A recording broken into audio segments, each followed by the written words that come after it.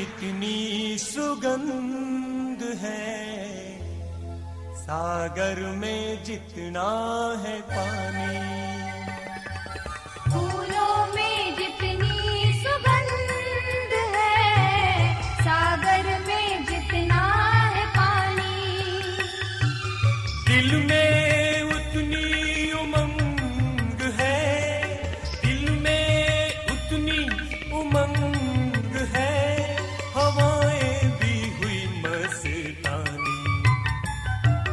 फूलों में जितनी सुगंध है, सागर में जितना है पानी।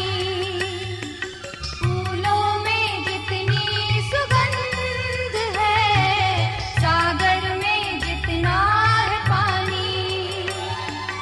दिल में उतनी उमंग है, दिल में उतनी उमंग है, हवाएं भी हुई मस्तानी।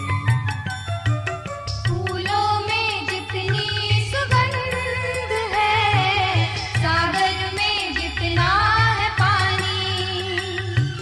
फूलों में जितनी सुगंध।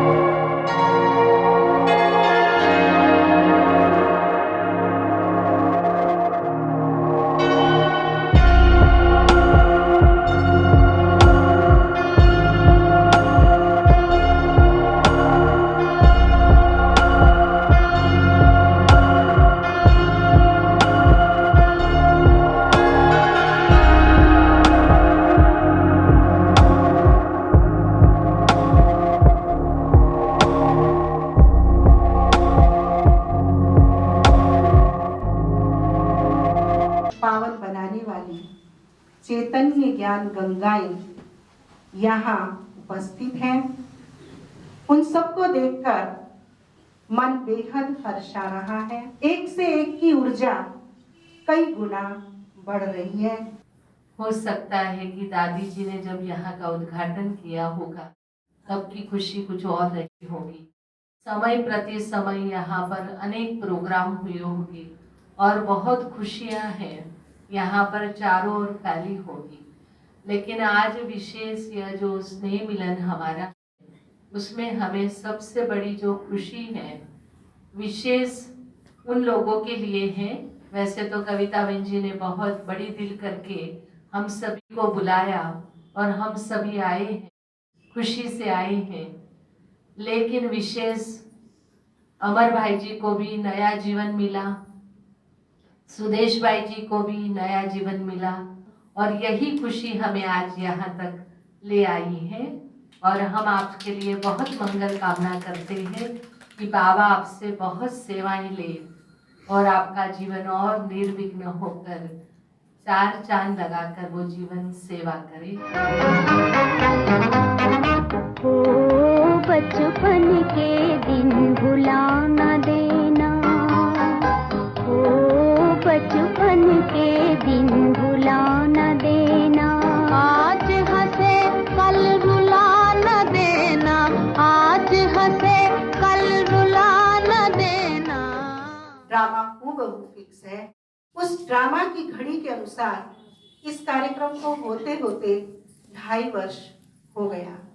लेकिन जो हुआ बहुत अच्छा हुआ। मैं शुक्रगुजार हूँ उस अव्यक्त मूर्त माँ का, जिन्होंने हमें अलौकिक पालना, अलौकिक स्टैंड दिया और आज हम इस आगरा जोन के कहला करके आदरणीय शीला बहन जी के हस्त कमलों में पल रहे हैं। आदरणीय शीला दीदी जी ने भी बड़े प्यार से इस निमंत्रण को स्वीकार किया और इस आयोजन को करने की हमें अनुमति प्रदान की। हम तहे दिल से सभी बहनें मिलकर के आदरणीय शीला बहन जी का हम करतल ध्वनि से आभार व्यक्त करते हैं कि उन्होंने हमें ये आयोजन करने की अनुमति प्रदान की। साथ ही साथ मैं आदरणीय सीता दीदी जी को जब जब देखती हूँ तो अमर भाई तो हमेशा कहते हैं वो हमारी माँ है। जैसा उन्होंने अभी अपने अनुभव में सुनाया कि बाप दादा से मिलन बनाने के लिए बहन जी ने ही अमर भाई की प्रथम मुलाकात ओम शांति भवन में कराई थी। तो वो हम सदैव आदरणीय सीता दीदी को अपना अग्रज मानते हैं। उन्होंने जो यहाँ पद चिन्ह छोड़े हैं, जो वाइब्रेशन छोड़े हैं, उनको कैच करते रहते हैं। हमारी आदरणीय शीला दीदी भी ट्रांसफर के समय भी भरतपुर आए थे और उससे पहले भी हमारी वरिष्ठ बहनें, जितनी भी वरिष्ठ बहनें हैं, आज बहुत सारी वरिष्ठ बहनें हमारे जोन की नहीं हैं। जब हम छोटे थे और ये भरतपुर की सेवाएं किया करते थे, उनकी सेवा की तैयार हुई धरणी को हमें सरसब्द करने का अवसर इन सब बड़ी बहनों ने दिया है। तहे दिल से इन बहनों का प्रति हमारा हृदय आभार से भरता है और मन यही कहता है कि हमें भले ही कोई सुख दुख हो जाए, लेकिन हमारे इन वरिष्ठ जनों के मन के अंदर कोई विकल्प ना आए। इतना ही नहीं, मुझे जब ये कार्यक्रम आयोजित कर रही थी तो बहुत सारे प्लान, योजना तरह तरह की दी जा रही थी।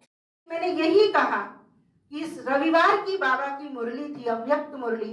बाबा ने कहा कि मेरा एक एक अनमोल रतन संसार की सारी दौलत से बड़ा है।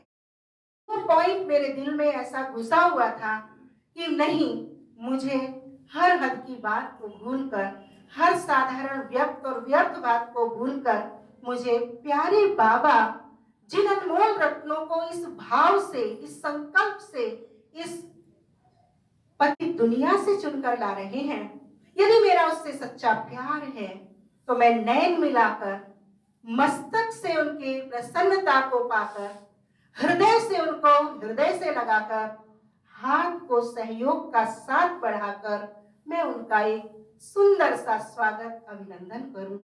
यही हमारी तपस्या है, यही हमारी भक्ति है।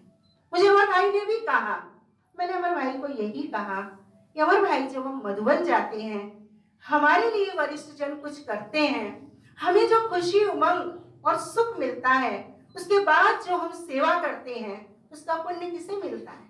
उन करने वालों को मिलता है। तो हमें अपने प्यारे बाबा के पद चिन्हों पर, हमें अपनी आदरणीय दादियों के पद चिन्हों पर, हमारे मम्मा पापा के पद चिन्हों पर बातें छोटी छोटी होती हैं, लेकिन हमारी अलौकिकता में, दिव्यता में, एक्सीलेंसी में बहुत मायने रखती है। यही अलौकिकता हमारे परिवार में जो बाबा के महावाक्य हैं, इनको हम अपने हृदय से छू लें तो नियम, मर्यादाएं, कोड कंडक्ट और हमारा तालमेल जो अस्त व्यस्त, दुख दर्द भरी जिंदगी हो जाती है, उससे हम मुक्त हो जाएं। प्यारी बहनों, आदरणीय मेरी वरिष्ठ दीदियों, मेरा हृदय आज गदगद हो रहा है।